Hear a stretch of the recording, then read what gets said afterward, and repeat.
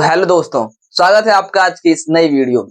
इस वीडियो में मैं एक ऐसा टॉपिक कवर करने वाला हूँ जिससे बोर्ड एग्जाम में तो क्वेश्चंस आते ही आते हैं, लेकिन आप अपने डेली लाइफ में आमतौर पे बोलचाल की भाषा में भी, इंग्लिश स्पीकिंग करते समय भी आप उनका बहुत ज्यादा इस्तेमाल करते हो। जी हाँ, मैं इस वीडियो में फ्यूचर इंडेफिनिट टेंस को फुल कॉन्सेप्ट के साथ आपको समझाने वाला हूँ।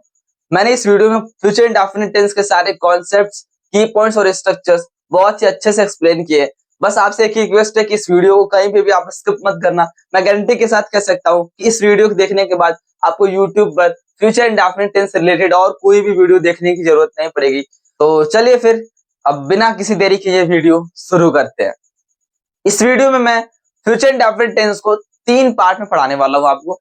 पहले पार्ट में हम फ्यूचर इंडेफिनिट टेंस का कॉन्सेप्ट समझेंगे और उसके हिंदी वाक्य की हम कैसे पहचान करेंगे वो जानेंगे। उसके बाद हम इसमें कुछ की पॉइंट समझेंगे, फिर हम समझेंगे इसके कुछ स्ट्रक्चर्स और एग्जांपल्स की मदद से हम पूरा कॉन्सेप्ट आपके दिमाग में एकदम बिठाने वाले हैं।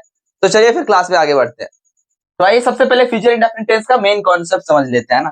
इसका मेन कॉन्सेप्ट होता है इट शोज फ्यूचर एक्शन, मतलब कि यह फ्यूचर एक्शन दिखाता है, भविष्य के काम को दिखाता है ना। मतलब ऐसे वाक्य जिनमें भविष्य में काम किया जाएगा, ठीक है। तो ऐसे वाक्य किसके कैटेगरी में आते हैं? फ्यूचर इंडेफिनिट टेंस की कैटेगरी में आते हैं। ये इसका कॉन्सेप्ट होता है फ्यूचर एक्शन, ये ध्यान देना, भविष्य में काम पूरा होगा, है ना। अब देखो इसका ट्रिक समझ लेते हैं कि हिंदी वाक्य की आप पहचान कैसे करोगे, ठीक है। तो हिंदी वाक्य के अंत में आपको गा, गी, गे इत्यादि शब्द जुड़े हुए मिलेंगे, ठीक है। तो आप समझ जाना कि ये फ्यूचर इंडेफिनिट टेंस का वाक्य होगा। जैसे एग्जांपल की हम ले लेते हैं, मैं अपना लक्ष्य हासिल करूंगा, मैं अपना लक्ष्य हासिल करूंगा, ठीक है। तो ये वाक्य देखो लास्ट में गा, गी, गे में से कोई एक आया ही आया, गा आया हुआ है, तो ये क्या हो गया हमारा हिंदी का वाक्य फ्यूचर इंडेफिनिट टेंस की कैटेगरी में आ जाएगा। मैं अपना लक्ष्य हासिल करूंगा, यानी कि जो लक्ष्य हासिल करने का एक्शन है वो फ्यूचर में होगा, ठीक है, भविष्य में होगा। हमने फ्यूचर इंडेफिनिट टेंस का कॉन्सेप्ट तो बहुत अच्छे से समझ लिया।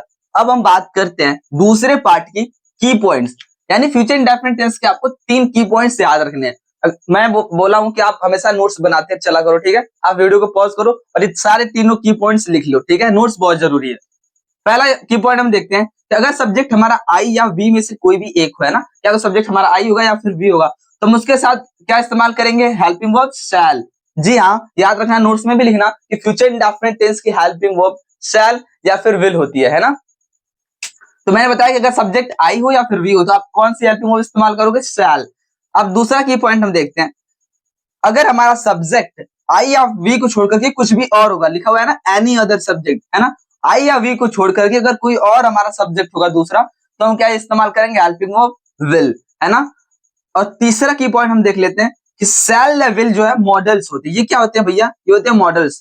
आपको डिस्क्रिप्शन में लिंक मिल जाएगा जहां पे मैंने मॉडल्स की वीडियो का लिंक दिया हुआ है। आप डायरेक्टली और भी मॉडल्स होती है, आप उनको अच्छे से समझ सकते हो, मॉडल्स का फुल कॉन्सेप्ट समझ सकते हो, ठीक है ना, उस वीडियो से। तो मैंने बताया कि सेल या विल मॉडल्स होती है, और मैंने उस वीडियो में बहुत अच्छे से बताया हुआ है कि मॉडल्स के बाद हमेशा मेन वर्ब की फर्स्ट फॉर्म आती है। तो जान लेना, आप चाहे फ्यूचर इंडेफिनिट टेंस का कोई भी सेंटेंस बना रहे हो, अफर्मेटिव, नेगेटिव, इंट्रोगेटिव, फर्क नहीं पड़ता है, आपको हर सेंटेंस में मॉडल के बाद मेन वर्ब की फर्स्ट फॉर्म का इस्तेमाल करना है। यानी जो शैल या विल हेल्पिंग वर्ब यूज करोगे ही करोगे, जी हाँ, तो आप उसके बाद क्या यूज करोगे? मेन वर्ब की फर्स्ट फॉर्म। ध्यान देना, मैं तीनों की पॉइंट्स एक बार फिर से रिवाइज कर देता हूँ। अगर आपका सब्जेक्ट आई या वी है तो उसके साथ शैल का इस्तेमाल करते हैं। आई वी को छोड़ करके एनी अदर सब्जेक्ट, कोई भी दूसरा सब्जेक्ट हो तो आप विल का इस्तेमाल करते हो, हेल्पिंग वर्ब।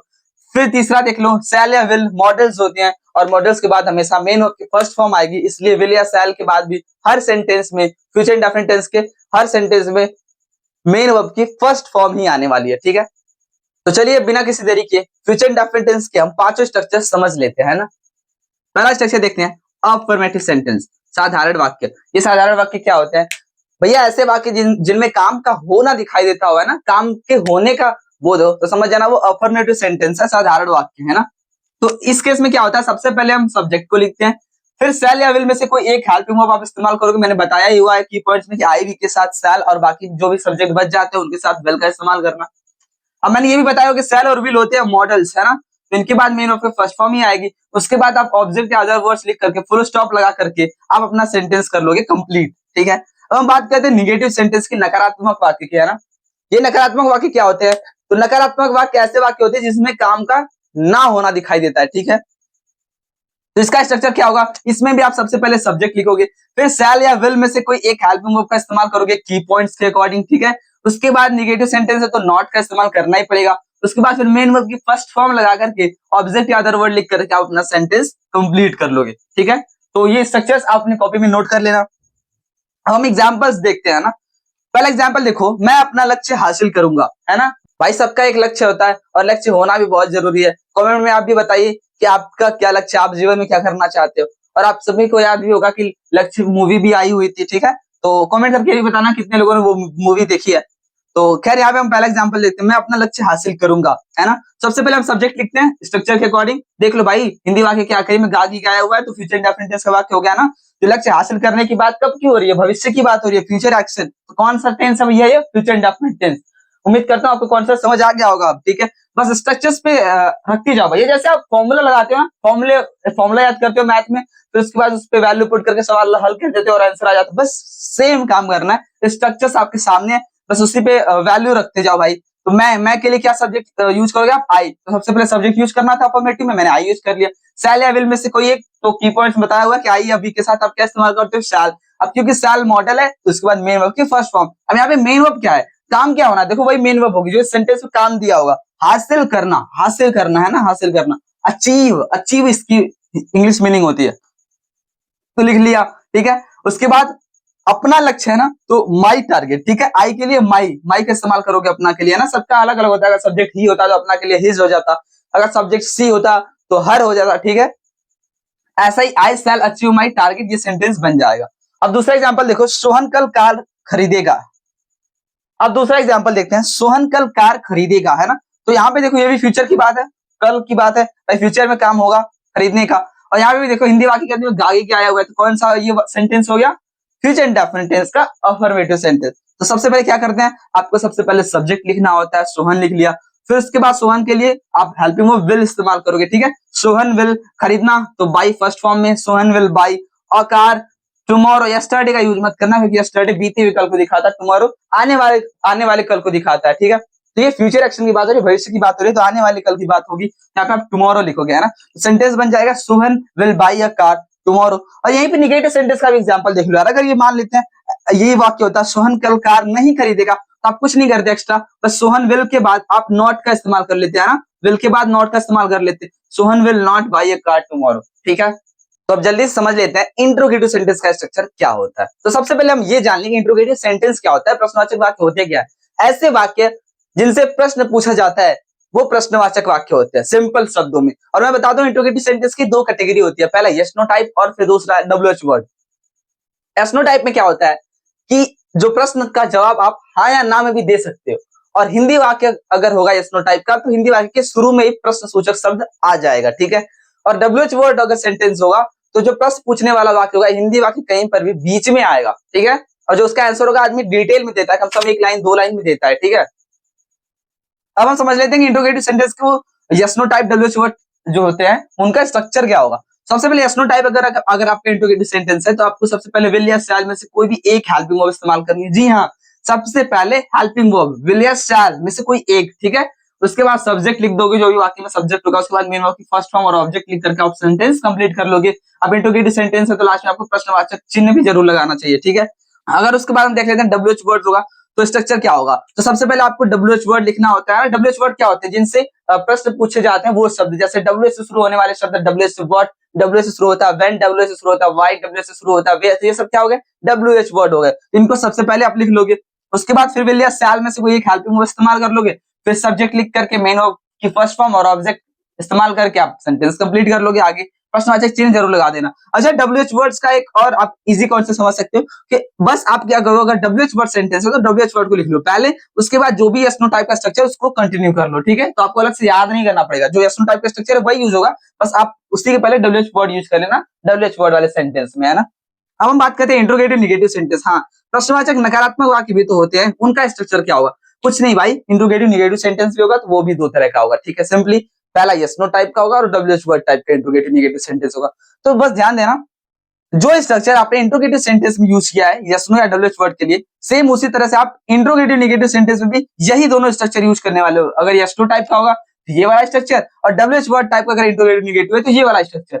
बस ध्यान देना कि जब आप इंट्रोगेटिव निगेटिव सेंटेंस बना रहे होगे तो same sentence same structure use करना, ठीक है, कोई दिक्कत नहीं है। बस सब्जेक्ट के बाद आप नॉट का यूज करना, सब्जेक्ट के बाद नॉट का यूज करना, किसमें? इंट्रोगेटिव निगेटिव सेंटेंस में ध्यान देना। उसके बाद main of first form plus object. जैसे अगर मान लेते हैं आप WH word type interrogative negative बना रहे हो, इंट्रोगेटिव निगेटिव, ठीक है, तो आप डब्ल्यूएच वर्ड वाला ही स्ट्रक्चर कंटिन्यू करो, इंट्रोगेटिव सेंटेंस वाला डब्ल्यूएच वर्ड विल या साल में से कोई एक सब्जेक्ट। बस ध्यान देना आप सब्जेक्ट के बाद नॉट का यूज कर लोगे आप, ठीक है, उसके बाद main of first form plus object लिख करके सेंटेंस करोगे कंप्लीट, है ना। आगे एग्जाम्पल में आपको और अच्छे समझ आ जाएगा।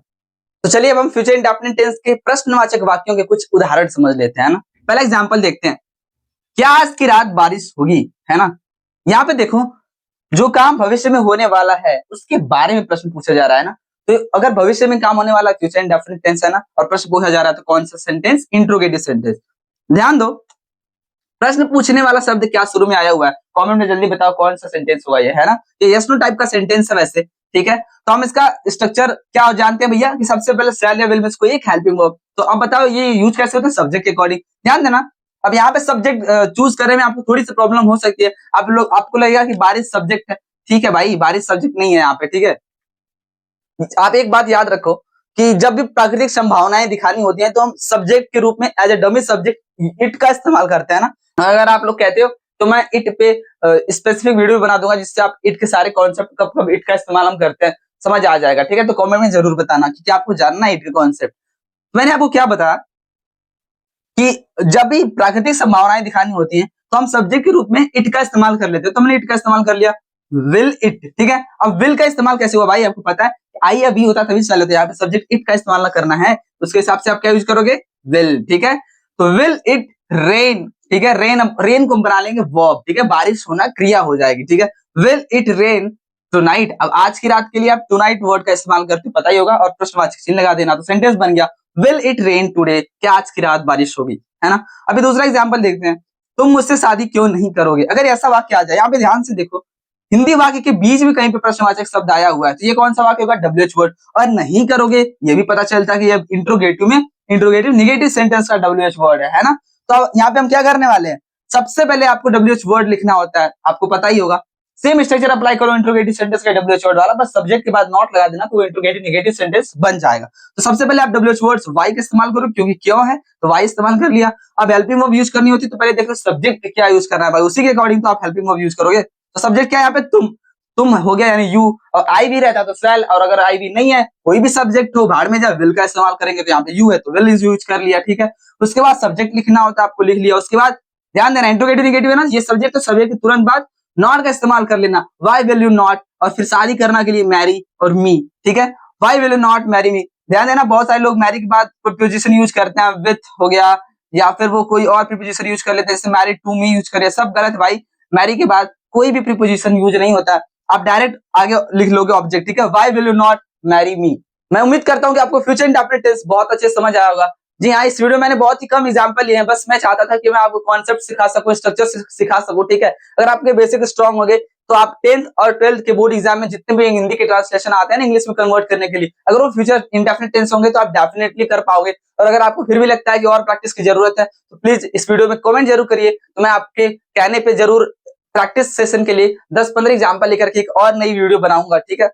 अगर आपको ये वीडियो कुछ भी सिखा सकी हो, अगर ये वीडियो आपके लिए थोड़ी भी हेल्पफुल लगी हो तो प्लीज इस वीडियो को लाइक करिए और हमारे चैनल को सब्सक्राइब करिए ताकि ऐसे ग्रामर से रिलेटेड आपको हेल्पफुल वीडियोस मिलती रहे।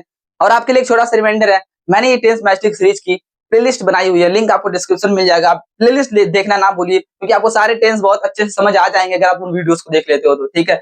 चलिए फिर मिलते हैं एक और नई वीडियो में एक नए टेंस के टॉपिक के साथ, जानेंगे हम एक और नए टेंस को। तब तक के लिए राधे राधे।